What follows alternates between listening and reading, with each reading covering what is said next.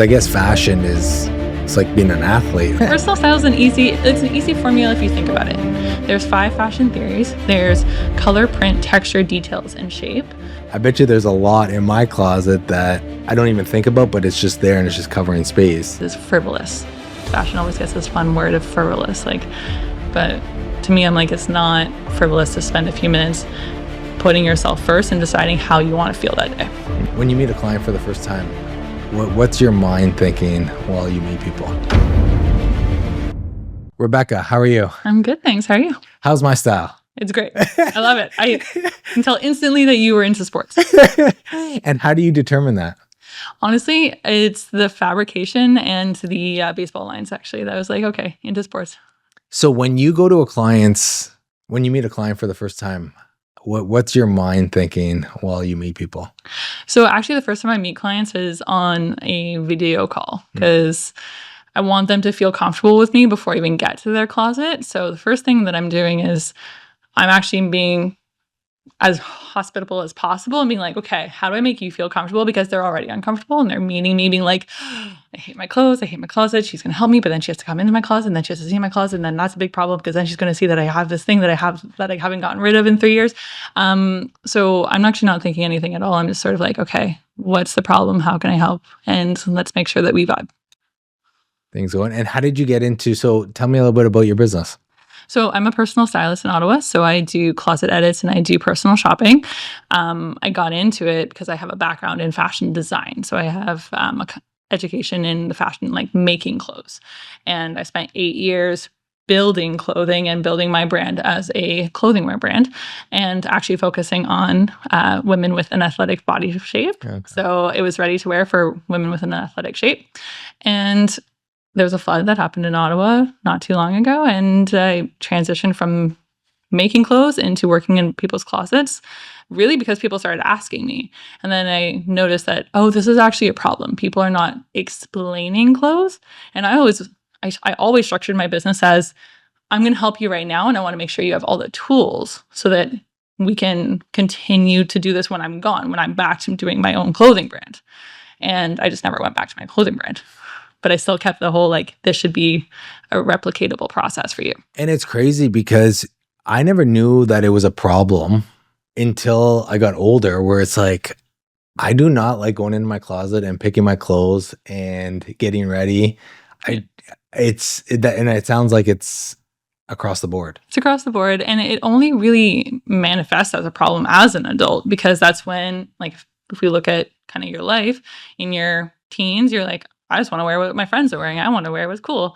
Then you go into your 20s, you still have a lot of free time. You're playing with clothes. You're trying out new things. You're still shopping for fun. Your 30s start hitting and you have a career and you have kids and you have a partner and things start adding up. And now you go, okay, well, I still have all those clothes from those other eras that don't feel like me anymore, but they still fit and they're still good. So I don't want to get rid of them. But also now it's taking me 10 times as long to get dressed. Now there's also a lot of pressure from the outside world because I'm supposed to look like something. And then also I have less time and I'm not spending as much time because it's frivolous. Fashion always gets this fun word of frivolous, but to me, I'm like, it's not frivolous to spend a few minutes putting yourself first and deciding how you want to feel that day. So what's the current process with people? You meet with them on Zoom, you have that conversation, more of a discovery call? More of a discovery call. I find out, is it a shopping problem or is it a styling problem? Because there's always one or the other. The shopping problem is they just don't have enough variety in, or they're usually missing a section of their closet. So the sections being tops, bottoms, layers, and accessories. Everyone likes shopping for one section and they don't like shopping for another section. And if you're missing one of those sections, getting dressed can sometimes feel more challenging. Same thing with like spring versus fall. Why? What is that? I don't know. Yeah. Like, do you like drinking coffee or tea? Coffee. Okay. So how many teas do you have in your closet? No, because I never even thought about that. Right? I always shop for my top, with shirts and sweaters and whatnot. And then jeans, the last thing I want to do is shop for jeans and pay for jeans too. Well, paying for jeans, yeah, fair enough. But then also okay, so to put that jeans and a t-shirt look and have it make it feel put together. Now you also need shoes and a watch and a couple of other things. Do you have those other things? A bag or whatever it is.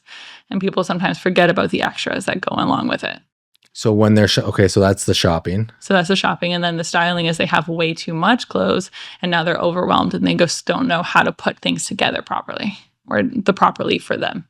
So then you determine which category they fit in? Yeah. And I make them a individualized offer. If it's shopping and that's where they need help, I'll offer to shop with them. Whether we go through their closet first, we declutter, figure out what they need and then go shopping, or just go shopping. And then if they have too much, then it's like, let's just focus on decluttering, making sure that everything you have in your wardrobe belongs in your wardrobe currently. That's amazing. Yeah. So it's a big job, but it is intimidating for people. I mean, I usually say, I'm like, yeah, it's like 4 hours. And then they go, oh. And I'm like, it's a morning or an afternoon. And I put a time cap on it because once you start giving me something and you've decided, okay, I'm going to give this to you, that first decision is challenging. And then it gets easier. And then it gets easier. And then you start getting tired. And then next thing you know, if it's been an entire day and you're like, oh, just take it. I want you gone. I want you out of my house. Take this and this and this and this and this. And then I get a call the next day saying, hey, do you still have that blazer that I gave you? And I don't want anyone to ever think that they have to give me things to get me out of their house. Like, so we put it on a time cap and say, great, at the end of this time, we're done. Or when you get tired, we're done and I'll come back. Yeah. And I guess there's probably something around, that shirt that has been in your closet for the last 10 years. And I mean, I still have my jersey from, my school I'm at that just sits there that I never wear, that's just there. I bet you there's a lot in my closet that I don't even think about, but it's just there and it's just covering space. Yeah. So I'm assuming you go through all that. And are the questions you ask, like, is this a sentimental thing? Is this... It's funny. Every single piece has a story. So I'll say, okay, let's try on, this jersey. Or if it's in your closet, we'll say, okay, let's try it on. And then you'll say, oh, well, that jersey is from college and I really, really like it, but I haven't worn it in a little while. And this was my number. And you'll go on and you'll tell me a story about it. And then I'll say, great. Does it belong in your closet? If the answer is no, because it's no longer an active part of your wardrobe, then that's cool. I don't have to take that. That's a sentimental piece, but let's frame it. Let's frame it and put it up as art in your house somewhere. Let's take it and move it to, I often tell people to get like toy trunk for their costumes. So Halloween costumes, like jerseys, special kind of shirts that you don't really wear except for one day a year. All of that gets put into a trunk and it's literally like, or, the bottom drawer of your dresser that you don't really go to. That's where costumes belong. And I bet you people probably then start debating in their mind, okay, this is a jersey, this is sentimental. The other stuff probably can be thrown out. Exactly. Or donated. Yeah. I try to get it, put it back into circulation as much as possible. Yeah. So after the 4-hour session, I'm assuming, is there multiple sessions or does it usually cap at? Usually 4 hours is enough to get you through kind of one section of your wardrobe. So either your workwear or your casual. And then if we need to, I'll come back, but I'll always remove the clothing from your home. You're like smiling. You're like, yeah, because it will end up in the back of my car for 3 days. So yeah, I just remove it. I will donate it. I'd have a couple of places that I really love to donate to, and they're, great charities in Ottawa. And then we'll figure out when to go shopping, and I'll take you shopping as well. And we'll kind of put everything together. The entire time I'm taking photos of the clothes that we decide to keep for you, and I'll index those for you and put them in a style guide. So the style guide is kind of the main thing that I feel like separates me from a lot of the other stylists, because I do want you to remember this. And 4 hours is a long time to absorb information and new styling techniques and strategies and things like that. So by taking the photos, putting it into the guide and send you the guide at the end of the service, you're able to go back.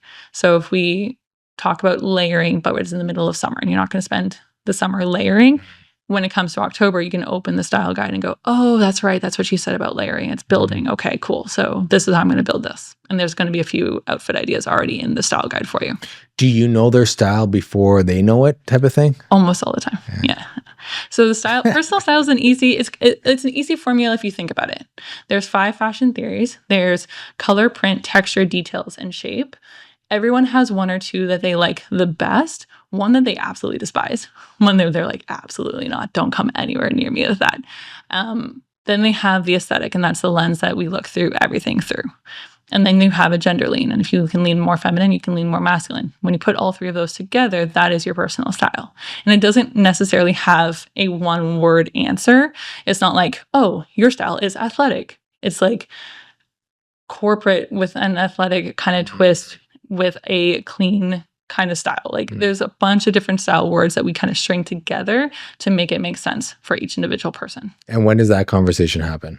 Usually around halfway through the first session. Okay. I need to try you on a few different outfits to kind of see which ones you respond best to. So I like to say, like, I'm going to push on different levers until you push back.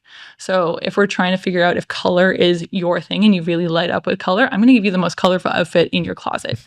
And people are going to be like, heck yeah, I love this. Or like, oh no, I could never wear that. And I'm like, okay, cool. If you're saying I could never wear that, color is not your thing. Then I'm going to do the same thing with prints. I'm going to give you 2 prints that go together, maybe 3 or 4 prints that go together. And people who really love print and that like lights them up are going to go, oh wow, this is so cool. I've never thought to, or I never thought I could do that. And then we're going to start playing with prints and mixing prints. Same thing with texture, same with shape, same with details. Kind of going through all 3 or 5 of them. There you go. Until we come up with something that feels authentic. So is it a process of elimination type of thing? Pretty much, yeah. You just got to try You're putting your engineering brain on and you're eliminating stuff to get to the result. Exactly. And then different shapes will have different outcomes for each individual body. So that one's more of an individual conversation. Do you see, like, is there a light bulb moment where the client's just like, yes, this is me? Yeah. All the time? Every single time. And it's really, really cool. And it manifests differently. Right. Like I've had clients come out of a change room in the store staring at me saying, I look pretty. And it's not the outfit is pretty, I look pretty. And it's a different type of phrasing where they genuinely believe what they're seeing in the mirror now. And I'm like, yes, now you're seeing what everyone else is seeing. And for women especially, that one's a big one. And then I see, I look cool. But it's always an I and then kind of the aesthetic that they brought out of them. Is it a confidence thing before they call you? Is that what kind of, whenever someone, like, I can talk my example, someone comes to me from an accounting perspective, maybe CRA is calling them, or there's some sort of pain for them to switch their accounting. Is it the same thing with you? Like, is there a confidence thing? Is it hey, I want something different, or it's too cluttered in my house and I want to declutter? And like, is there something, what triggers the call to you, I guess? Usually it's some sort of transition in their life. So confidence is a feeling. So like you're confident in CRA and accounting in general. And we could talk about that too. Yeah, I was going to say, I'm like, ooh, I might have some questions for you. The whole table's going to turn. But everyone's got parts of their life that they're really confident in. So I don't think many people walk around thinking like, oh, I'm not confident in anything. And if they were not confident in anything, I don't know if they have the confidence to call a stylist in the first place. But for me, what triggers the call is there is some sort of transition. They're moving. They just had a baby. They just got a raise. They just retired. Like there's always something happening in their lives that feels like their clothing no longer represents who they are. Gotcha. And we usually want to get a call because it's not I have nothing to wear. You have nothing to wear that feels like you is the end of that sentence. And I guess there's transitioning parts in your life that those triggers will happen. And that's why, like you said, 30s is kind of a sweet spot for people. 30s, 40s, 50s are those sweet spots I find for people, because in your 30s, it's like your first big raise. And now you have to look like, quote unquote, an adult. I get that a lot. Like, oh, I need to look a certain way because I just got this raise and now I'm managing other people. In the 40s, the phrase is usually my kids are starting to get older and now I have more time for myself. And now I feel like I'm just rediscovering who I am and transitioning into the person that I'm going to be as someone in their 40s. And then the 50s, it's a lot of kind of the same sort of like natural life transitioning happen. And then in the 60s is usually when they retire and then they develop a new career or the new set of goals, or they're trying to declutter and things feel overwhelming, and usually in their 60s. And when you started this was because of a flood that happened. Prior to that, were you online building your social media campaign and content, or did this trigger building your personal brand as well? Oh, I've been on the internet for a very long time. Yeah. Yeah, so when I was designing clothes is when I first started playing with the idea of being online, like jumped on TikTok, and Instagram and posting, just still photos back in the day before Instagram had video.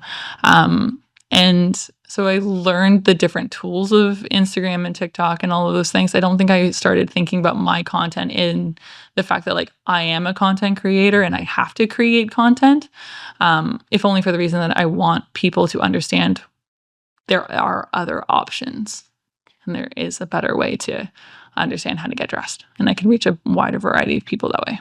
And you obviously have a passion for this. Oh, yeah. Yeah. What caused this passion to happen? Like, oh man, I wish I could tell you. I have like my mom took me shopping at Zellers back in the day. So I was like 5 or 6 years old. And there was clothing being sold. And I think it had Lizzie McGuire on it. And I said to her, I'm like, who makes those clothes? And she said, oh, like someone's job is to design the clothes and then make the clothes. And then someone else's job is to package it. And I was like, cool, that's my job. And she's like, okay, Rebecca, you'll grow out of that. And then I did not grow out of that. And then I actually grew up. So like I became 6 feet when I was around 15. So nothing started fitting me. So I started playing with, okay, clothing is pieces of cloth cut into a shape. What shapes can I find that are going to fit my frame at 15? Give me the look that I want. Now, keep in mind, this is back in the day when like we wore 15 t-shirts for no reason, like the layered kind of tank tops. So I walked into maternity stores to find things that were the right length. I walked into the men's section to find things that were the right length. And I just started playing with different kind of shapes to be able to find what I wanted to do. And then I discovered that you can actually go to university for this. So I went to university, went to a couple. And yeah, even going to school in New York, my dad was walking around being like, so, is there a science class that you can maybe take, just as a backup? And I'm like, no, there is only plan A. And now we're multiple years into it. And I think there's still only plan A. That's amazing. So you knew from a very young age that this is where you want to be. All of the Rows are very stubborn when it comes to that. Me and my brothers are all very much like, nope, this is what we want to do. This is what we're going to do at like 5 or 6. So like, yeah, because I guess fashion it's like being an athlete. Like it's not the easiest. It's not the easiest path. Especially not in Ottawa. Right. Yeah, because when I came back from school, there was no jobs. So you went to New York. Yeah. Tell us a little bit about that journey. Yeah, so I applied to Pratt Institute as well as a couple of the other fashion schools in New York. I chose to go to Pratt, which is in Brooklyn. And the reason I chose that was it actually felt the most like home because it was on a very small campus. Like there was a lot of green space. Had an amazing time at Pratt. And that's where I really kind of started digging my teeth into the fashion industry, what this looks like, and got a really clear taste of what it would look like to work in fashion in New York. All of my profs worked in fashion as well as taught on the side. I was told on our first day of school that there's 30 people in the class and only 12 would graduate. And she was right, as she always was. And why? It's a hard program. It's a hard program. They ask you a lot. They're teaching you things that you wouldn't have even had access to because it's not about being able to sew. It's about being able to design. And then it's about being able to sell. And It is very different. Like being a fashion designer in New York means that you are working in fashion in New York. And you are not like a home sewer who's selling on Etsy. Like it is a very different experience. And I'm really grateful that I had that. I came home for the summer after freshman year, and that is the summer my dad passed away. So I made the decision to pull out of school. I needed time. It was a very traumatic experience for me and my family. And I applied to school at Ryerson in Toronto. I went for 3 days. I was like, nope, this is not, I don't know what it was. I couldn't tell you why it somehow felt wrong. And I know it was a really like woo-woo kind of answer to give, but you know, when you're in a space and everything feels like it's just not clicking, Mm. it felt like that. And I was like, you know what? This is not for me. Okay. What's my next option? Do I even want to be in fashion? Is this something that I still want to do? So then I applied to school in Paris because I'm a British citizen. And so I was like, okay, well, where can I go that's relatively affordable? And I got in to a condensed program. So I was a little bit behind. So a condensed program is just sort of like they fast track everything. And because I had already had the experience in New York and continued my education on my own, they fast tracked me. And I lived in Paris for about 18 months and hammered through my degree there. What did you notice the biggest difference between New York, the 3 days in Toronto and Ontario, and in Paris? The pace, actually. So in New York, it was you do it right, you do it fast, and there are no excuses. There is no, oh, like I slept in or I'm not feeling. No, you always showed up as if you were going to work. There was a very clear, you do not show up to your classes in a hoodie and leggings. And one of my friends did actually, and she got sent home to change. No kidding. Yeah, she was like, you're in fashion, time to start acting like it. So show up, go get dressed. Otherwise, don't come back. And that was my experience. It was very much like you are a representation of your brand and of the school. This is a elite fashion program. Make sure you look like it. And so started learning that quite early. With Toronto, it was more, I felt like a number. So I don't really even have that much of an experience to draw on. It was just very crowded space and it seemed just not the right fit. And then in Paris, it was a lot more, the pace was relaxed. They were still hard on you. There was my teacher was Swedish. And so I remember having a lineup of sketches. And she would take her red pen and circle the ones she liked and put a big old X over the ones she didn't like and said, okay, do 10 more, 50 more. But they were more soft. And the education in Paris is still very much like you are working in an atelier and it's much smaller. So I was really lucky to have a lot of opportunities to work under different designers. So I went and did an internship in London for London Fashion Week with an evening wear designer. I did an internship with another Swedish designer who designed in leather because the leather workers would be there. And then someone comes with pieces of leather. You choose the ones you want. You pay him, and then he goes off to the next store and shows the next designer a bunch of leather and says, great, which ones do you want? It was still very much like an old school way of doing things that way, which I ended up taking aspects from both and applying both of them to my job now. What environment resonated with you the most? I would say New York, just by nature of the fact that I'm first generation Canadian. Both my parents are European or Eastern European. And so again, it was very much like, do it fast, do it right. Mm-hmm. And I guess, so after you got your school and then you started your personal brand and your brand after that?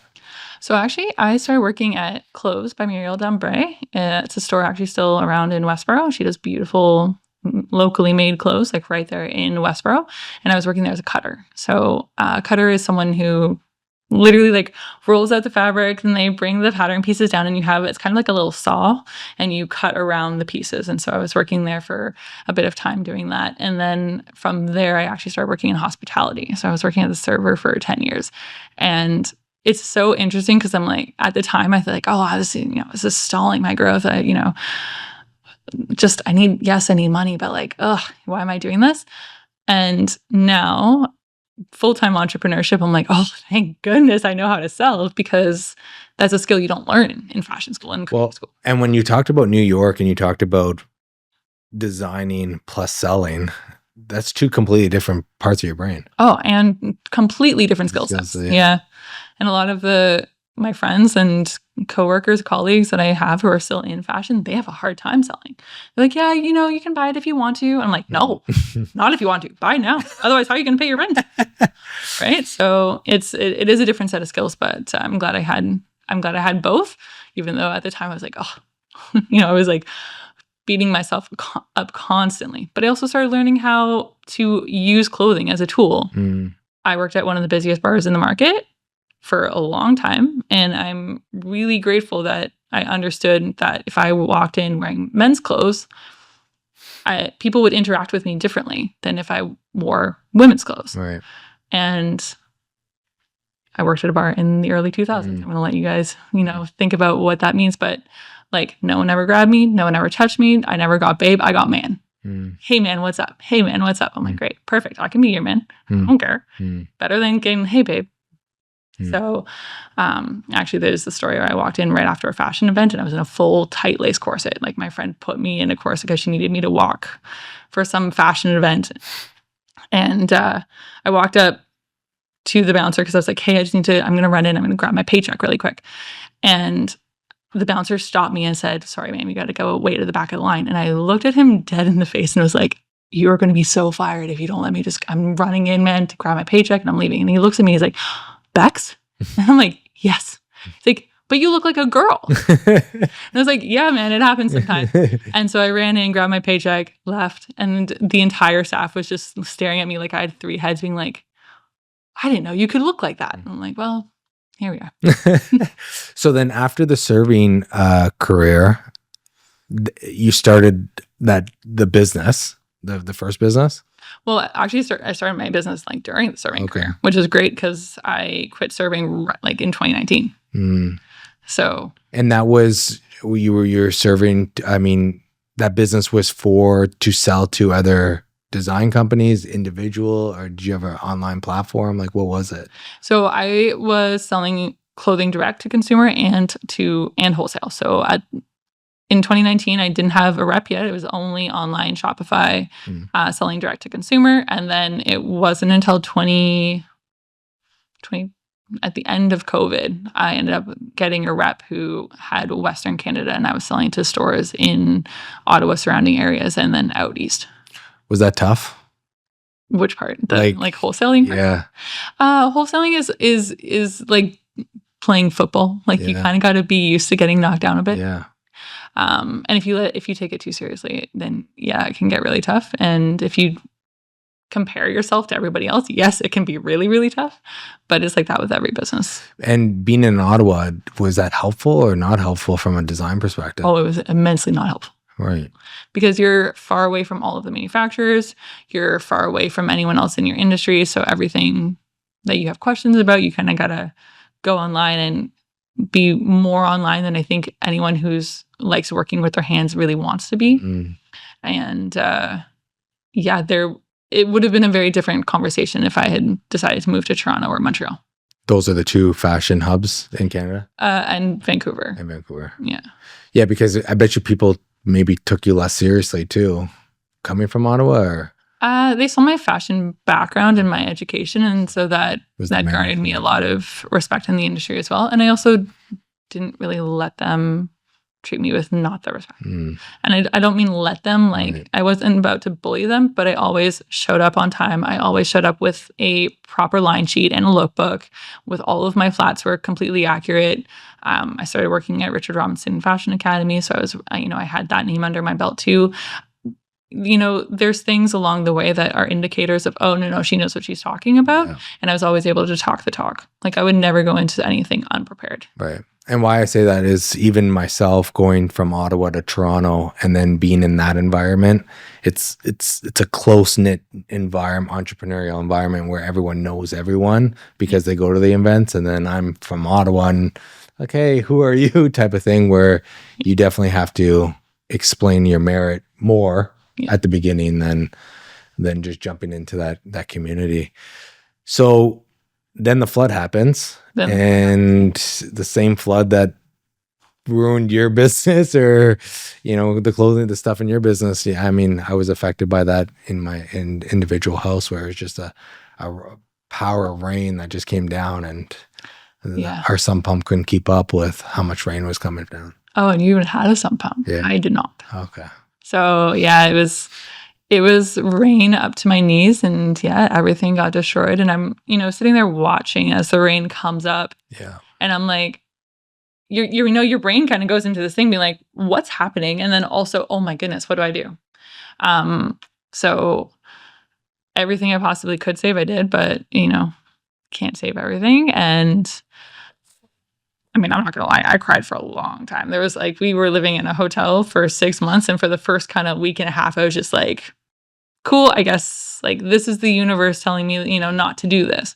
Apparently I'm a little bit more woo-woo than I thought, but it was one of those things. It was like, once things had kind of settled and, you're in a hotel and you're figuring things out and you're like, oh, well, actually, wait a second, I still need to make money. Oh dear, how is that going to happen? People started asking me, they're like, oh, well, can you start helping me in my closet? Because I was already building capsule wardrobes for sale. So they were like, can you capsule my wardrobe? I'm like, yeah, sure. And so obviously, the first few times you work with someone doing something new, you're figuring it out. And at this point, 3 or 4 years in, I would probably be like, hey, do you want me to, let's redo that. I'll just do it for free. We'll just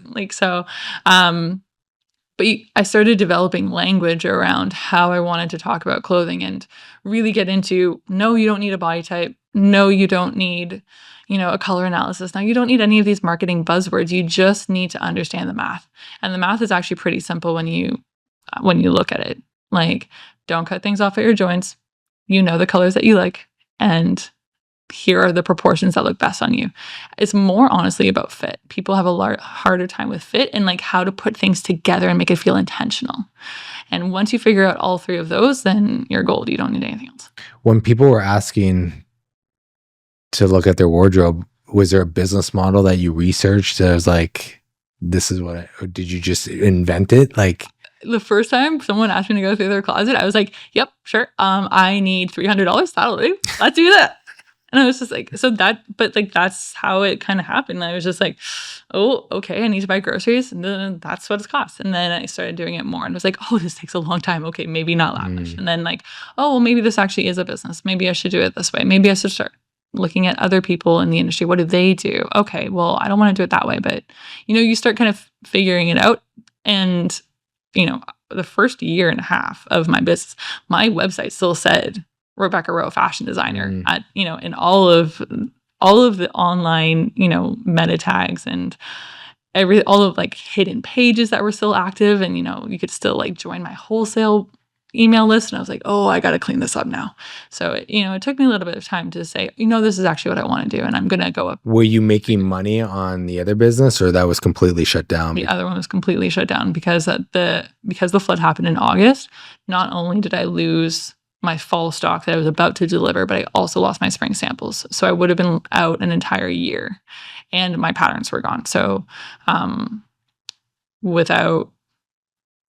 I don't even know if I would have been able to find the fabric again to have it be made exactly the way that it was. Any tips and tricks for entrepreneurs or business owners, like insurance? Like, did you have insurance? Okay. I did have insurance. Yeah. People don't really think about it, especially product insurance, I'm assuming, or absolutely get product insurance. If you use any sort of machinery, get insured for your machinery. Like I have a industrial sewing machine. At that point, I had 2 industrial sewing machines. I had an industrial cutter. I had an industrial iron. Like get insured for at least the machines you need to do your work, and also for the products.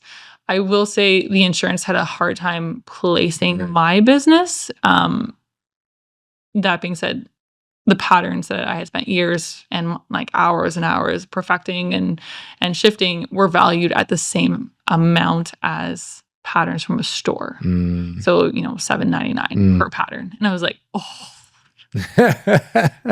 I'm like, that one hurts. Okay. So, I mean, every business is going to be a little bit different, but especially if you have anything of value like a product, make sure that you're insured. If you bring people into your home, make sure you're insured. Yeah. There's a lot of things. There's liability insurance. If you drive anyone around in your car, make sure you're insured there. Also take a look at some of the language that you're allowed to use in your industry and some of the language that you're not.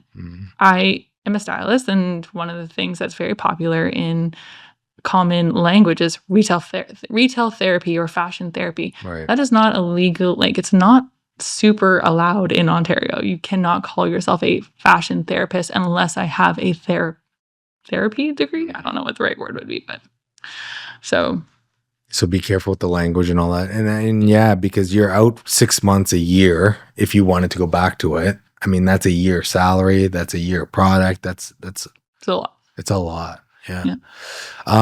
So during that time, people were just pinging you, being like, "Hey, help me with this," like, Yeah. because you never envisioned it. I never envisioned it. But I still shared my story online. So I was still sharing on my stories and on Instagram stories. Here's what happened. I cannot fulfill any sort of orders. I messaged all of my suppliers and clothing brands that I did have that outstanding orders. I refunded all of them. And I started getting, it was DMs like saying, "Hey, can you do this? Can you do this?" How important is social media in today's world? It depends on the industry. For me, it's more important than maybe some others. My husband has a business too. He's never posted on social media in his life. His business is now sold like over $1 million. So it really depends. A lot of my business comes from referrals. And I'm really proud to say that a lot of my business comes from referrals. Like, people always say, "Oh, would you tell me the truth if this looked good on you?" I'm like, "Girl, if it doesn't look good on you, I have no more jobs." Like, it has to look good on you, and you have to have a good time. Right. There's a lot of interactions that people can have shopping that are quite negative around being pressured into sales or being pressured to give something up that they don't want to give up. And so I was trying to make sure that they have a good experience because, again, like, I need their friends to like me too. And when you were going through school, did they push social media? Like, was all your colleagues doing it, or? I love that you think I'm young enough to be in school and have social media, but no, it wasn't. So it wasn't a thing until afterwards? No, like, social media had just started. Like, so I graduated high school in 2009. So I went to my first university was in 2010. And like, I guess YouTube was around for half a minute. Right. It was Facebook was around. Facebook was around, but not really being used for sales. Yeah. Like, not in the same way. A lot of the PR that I was being told to do was get in magazines, do the runway shows. And so I did a lot of that. So at what point for your industry were you like, okay, I want to be on social media? When did you start your social media? I started my first runway show in Ottawa. So that would have been the January 2013, 2014, somewhere around there. Because, and why I'm getting to the whole social media thing, there's a lot of businesses like your husband that doesn't need it yet. Right? Like, I do think the future, I mean, everyone's scrolling, the younger generation is on social media a lot. Where even myself, building an accounting company, I was never on social media. Now I'm building a personal brand. And for you to just tell your story the way now naturally it is for you to tell it, for someone like me, it's a lot harder to be vulnerable online. Not vulnerable, but just tell the story. But also at the same time, it creates other opportunities, which obviously created an opportunity for you. If you didn't share it and you were invisible a little bit from a branding perspective, who knows if you would have started another business. That a lot of people, it's kind of you versus you type of thing, getting out of your own way to start posting. And I'm seeing it a lot, especially for our generation who is a little older and not accustomed to the phone. How has social media played in your business and in your life? It has been a challenge and also the best thing. So social media, like, it's not even the social media, it's the content. And it's funny because when I was making clothing, arguably had like oodles and oodles of content I could have created. I could have, filmed myself sewing things and filmed myself pattern making and going to the manufacturers and all of this content. And it didn't feel, I just wasn't in the habit of doing that. Like, I wasn't thinking about content. I didn't feel like I had anything to say. And now in my styling career, I've got like trying to get me to shut up. It's not possible. So it's really kind of about put aside the way that you look, because everybody hates their own reflection. Everyone hates the sound of their own voice. Will I listen to this podcast? Almost certainly not, because I'll be like, oh, is that what I really sound like? No. But at the same time, it's important for people to hear what you have to say. And if you don't want to be on social, remember that there is a conversation happening on social. You get to decide if you're part of it. So, for instance, with my husband's company, who's not on social, they are still talking about him on social. He just doesn't know. And I think he's blissfully unaware of that. But having an element of like autonomy over that conversation and being able to guide that conversation how you want it to be had is really important. And if it's not social, make sure you're found on AI. And why do you say that? The amount of like Google's now an AI company, like people are going to chat, people are going to Claude before they're going to anywhere else. Yeah. And so remember how they're finding your information. Right. If you don't want to be on social, my brother, who's an actor, is not on social. He hates social media with a raging passion. And I said, great, you don't have to be on social, but you have to have a social presence. So like, how are you going to create a set of tiles or grid or whatever so that people can still find you when you do things like go on a podcast, when they do find your movie or when they do find us?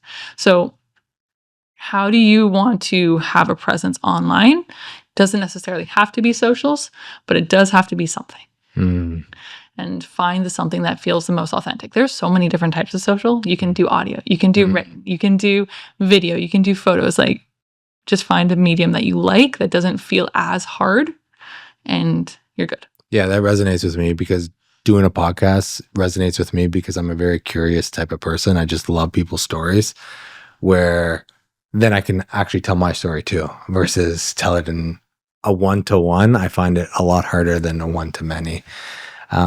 So while you're doing that and now you're doing this business and you said you can't shut up by talking about it, what's triggered by that passion? Is it listening to women talk about themselves? And like, if I could change the way that women talk about themselves, even if it's like, I don't know, 50 people in my entire career, if they stopped using the words flattering, which just means tall and thin, if they stopped thinking, oh, well, can you see my tummy in this? If they stopped thinking, oh, can you see my arms? Like, that would be amazing. And it would change their lives and it would change their kids' lives. I need them to start looking for anchor points. I need them to start looking at the math of it all, because if you put all of that information onto the clothing item is man-made. The clothing item can be wrong. Trust me, I've made them wrong. But your body cannot be wrong by nature of what it is. Like, we would never say like, yeah, sunflower is too yellow, right? But we would say, oh, well, my skin is too pale. What? Like, it's the same thing. So how can we start talking about clothing on our frame and have it not be, but can I make myself look thinner? We don't need to start changing the way that our body is. We need to start changing the clothes we adorn it with. Is that a trigger point for you when people say that? I definitely correct them, for sure.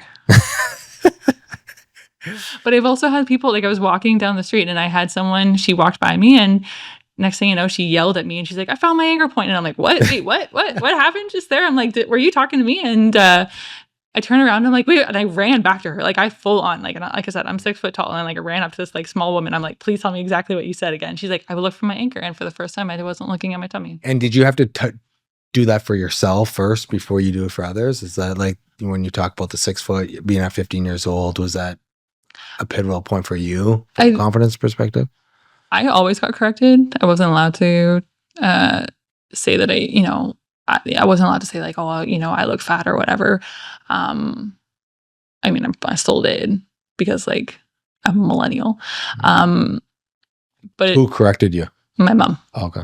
And my dad. And so my grandma, not so much, but whatever. And so it was something that I knew there were other words that were better. And it was the first time I came up with the anchor point method was I was working with a client in her closet, and I said, you need an anchor point, you need it at your neck or you need it at your feet. You don't necessarily need it at your waist. And she said, what is an anchor point? Yeah. So an anchor point is a natural point on a human body. It's around your neck, your waist, or your feet. And you only need one to make them feel like your outfit is complete. And so it is something that is physically or visually hard. Something like metal, glass, It could be a tie, it could be leather, it could be, oh, there's a million things that it could be. Like for you, it could be like a stiff collar. Like for me, it's the earrings. Like there's a lot of different things in fashion that we can use as an anchor point. And if you just have one, then you don't necessarily need to worry about kind of everything. And then it's just getting the aesthetics to all work together and the proportions to work together after that. But it takes the onus of the outfit not working off of your body.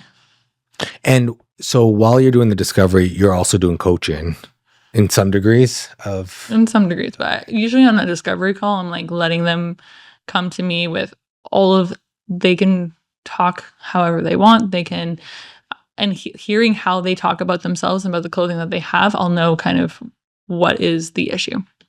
And then after the discovery call, you go, let's say you go for a 4-hour session at their house to declutter and to kind of work with them. Yeah. Then what happens? With the client or? Yeah, with the client. Usually, well, to be honest, usually they crash. I've been told many, many times at this point, they're like, you left and I passed out. Like they are physically and emotionally exhausted. It's a lot of questions being asked kind of back to back to back to back. Do you like this? How does this feel? What's going on? What do you think of this one? And I'm asking them to look at themselves in a new way. And then after, that's when they start there's usually a few things that I've said that they go, okay, and I'm going to apply that. And then for a week or so, at least a few days, I let them go on their own and I don't reach out to them. I let them have a moment with their clothing. And then when we meet for the shopping out portion, they've already kind of figured things out. And I hear them saying things like, oh, I found my anchor point. Oh, can you confirm, is this an anchor point? Does this work?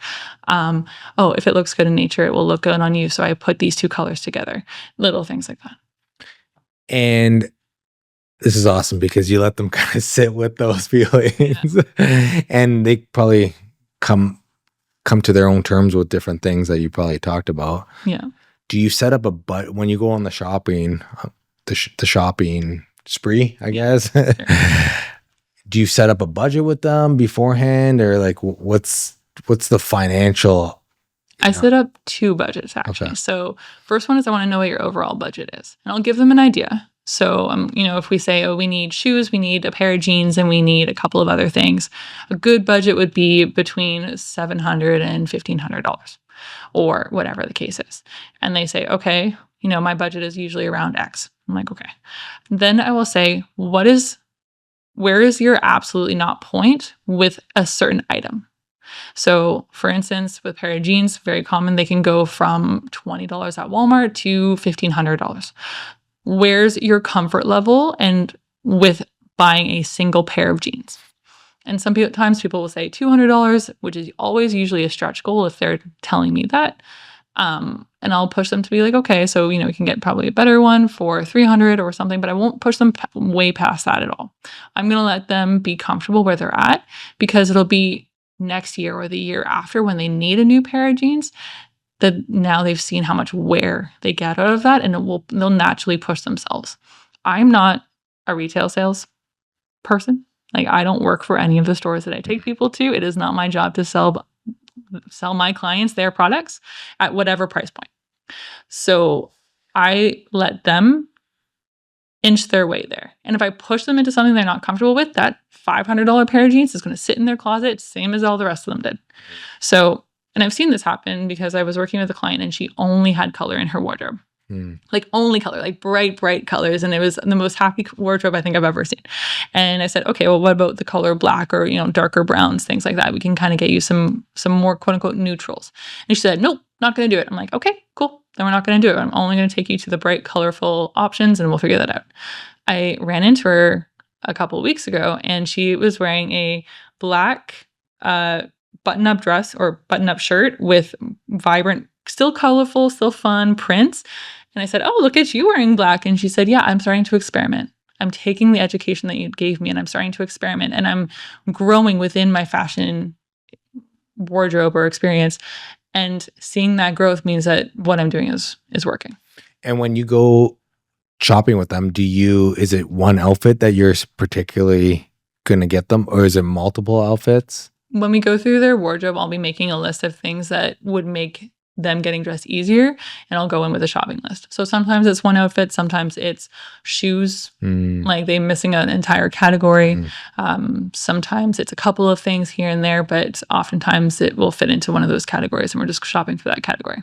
And then after the shopping experience, what happens? If they had any alterations that they needed to get done, I'll do the alterations. I'll drop them off their style guide so that they have everything that they need, and I'll donate anything that we decided to donate. Do you have, I mean, shopping, like, once you figure out where they're at, do you have a certain stores that you kind of have in the back of your mind that would, I know you don't have partnerships with these stores, but do you already know kind of what stores to go after, and where, like, are you doing research in the back end? I always do research before taking anyone shopping, because we've all been shopping or we're looking for one thing and then you go into a store and you're like, ooh, this is not it. Right. I never want to have that experience where we're just kind of shopping aimlessly. Right. So I will always pre-shop for a client before we go shopping to make sure that they have the size, they have the length, they have the style that we're looking for. I do favor locally owned stores for sure, and I'm not ashamed to say it.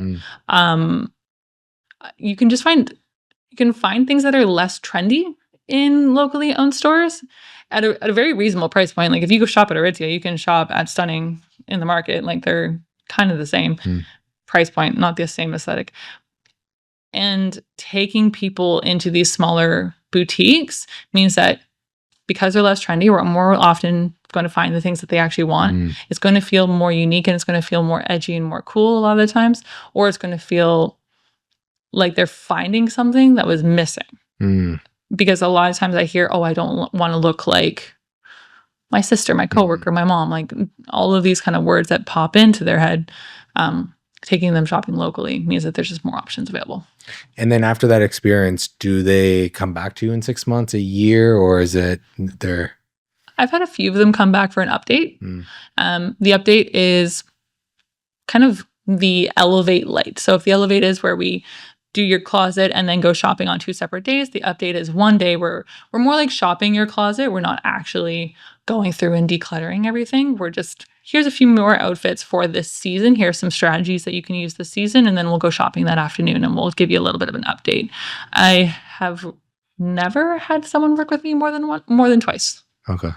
But it'd be a cool little community thing that you can build too with everyone potentially. Yeah.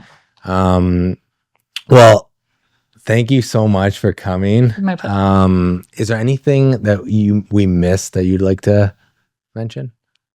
Well, now that I'm put on the spot, I don't think so. I think just knowing that your wardrobe already has your personal style in it, make sure that you always go there first.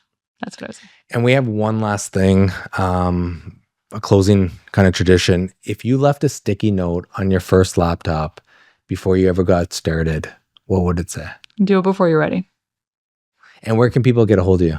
RebeccaRowe.ca on every social channel. Rebecca with 2 C's and Rowe, like row your boat with an E on the end. Thank you so much. I really appreciate it. Thank you. It's been a pleasure.